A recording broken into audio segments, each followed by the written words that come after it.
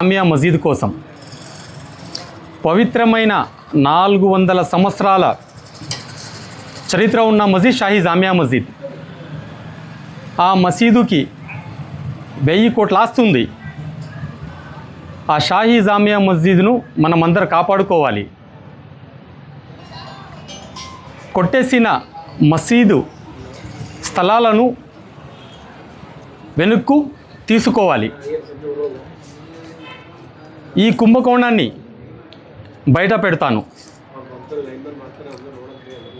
కోట్ల రూపాయలు మసీద్ ఆదాయాన్ని మసీద్ అభివృద్ధికి షాహీ జామియా మసీదులో మసూదీ అరబిక్ హై స్కూల్ ఉంది. అక్కడ చిన్న పిల్లలకు సరైన వసతులు లేవు. ఆ పిల్లలకు పనికొచ్చేలా ముస్లిం మైనారిటీస్లో తల్లిదండ్రులు చనిపోయిన వారు ఆడపిల్లలు, పేద ఆడపిల్లలకు పెళ్ళిళ్ళ కోసం ఆ ఆదాయాన్ని యూజ్ చేస్తే బాగుంటుంది. మసీదు అభివృద్ధి చిన్నపిల్లలకు,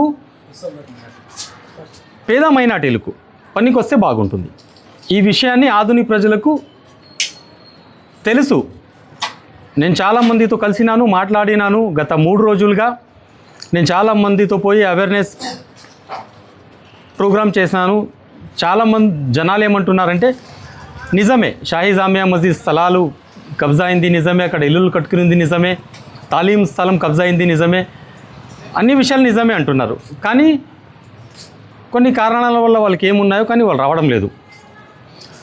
మసీదులో ఏం జరుగుతుందో తెలుసా? సుమారు 1000 కోట్ల రూపాయల మసీద్ ఆస్తులు ఒకరి చేతుల్లోనే ఉన్నాయి. ఇది ఆశ్చర్యంగా ఉంది. 1000 కోట్ల ఆస్తి ఉన్న మసీదు ఒకే మనిషి చేతిలో ఉంది. వీటిలో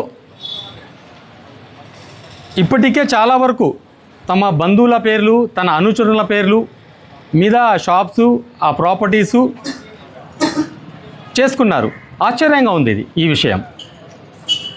గత 10 సంవత్సరాలుగా మసీదు ఆస్తులను ప్రజలకు చెప్పడం లేదు. ఎవరు? ఈ సౌదీ రోఫ్ అనే వ్యక్తి ప్రజలకు చెప్పడం లేదు. గత 10 సంవత్సరాలుగా వస్తున్న ఆదాయం, చేస్తున్న ఖర్చు వివరాలు ప్రజలకు ఇవ్వట్లేదు. ఎవరు? Saudi roof. ఉదాహరణకి ఆదాయం 100 రూపాయలు ఉంటే 10 రూపాయల లెక్క రూపంలో ఆ రెసిప్ట్ ఇస్తారు. ఆ రెసిప్ట్ రూపంలో 10 రూపాయల లెక్కలు చూపిస్తాడు.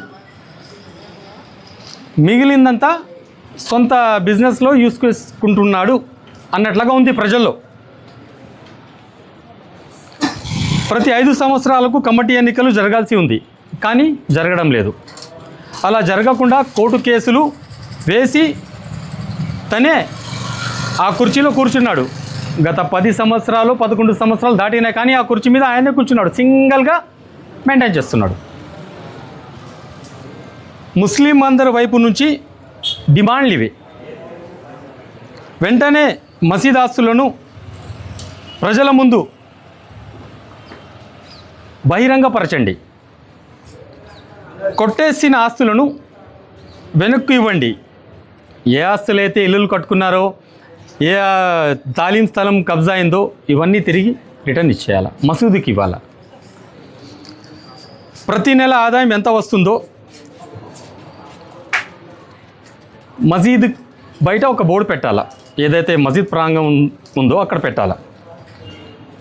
10 మందితో మసీదు పరిరక్షణ కమిటీని ఏర్పాటు చేయాలా. 5 ముతల్లీలు, ఇంకొక 5 మెంబర్స్ ఎక్స్ట్రాగా 10 మందితో ఏర్పాటు చేసుకోవాలా. తొందరగా ఎన్నికలు పూర్తి చేసి కొత్త కమిటీని ఏర్పాటు చేసుకోవాలా. Thank you. నా పేరు ఆదోని నుంచి నా పేరు బి జాఫర్ అన్న, బీజేపీ మైనార్టీ మోర్చా ప్రెసిడెంట్ని.